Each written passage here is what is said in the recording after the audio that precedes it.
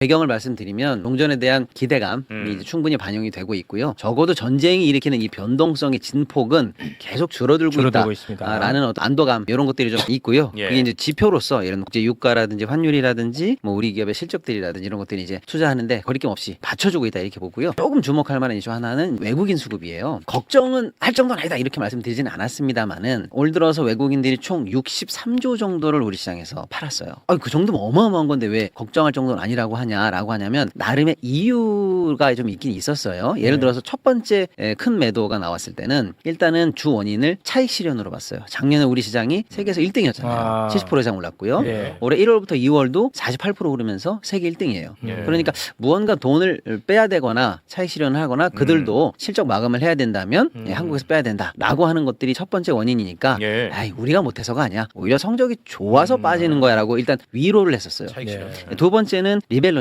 뭐냐면 외국인 투자자들도 큰 펀드들 뭐 작은 펀드들 할 거 없이 국가별 비중, 종목별 비중 이게 다 규정화되어 있어요.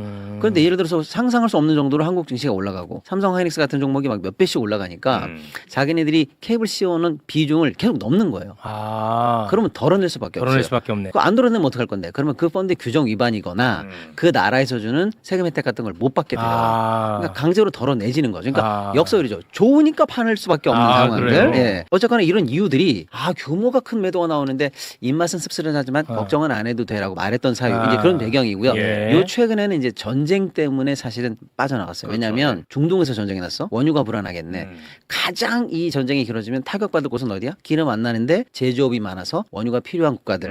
한국, 일본, 대만 같은 동아시아 국가들이야. 그러면 위험해지기 전에 먼저 빼라고 하는 리스크 해치 차원에서 많이 빠졌었어요. 네. 그 어떤 이런 주요한 원인들 잠깐만 생각해 보시면 차익 실현 끝났어요. 리밸런싱 지금 4월이에요. 덜어낼 거 다 덜어냈어요. 전쟁 리스크 줄어들고 있죠. 줄어들고 있어. 그러니까 이제 외국인들이 최근 3, 4일간 이제 다시 순매수로 돌아섰고요. 이게 그래서 의미가 있다는 거예요. 60조씩 팔던 사람들이 60조씩 팔아제 끼던 이유가 소멸됐다.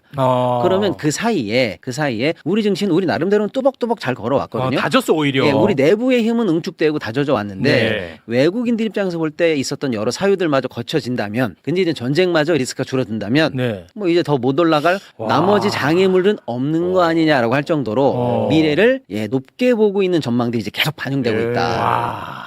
이렇게 좀 특징을 분석해 드립니다. 상당히 네. 좋습니다.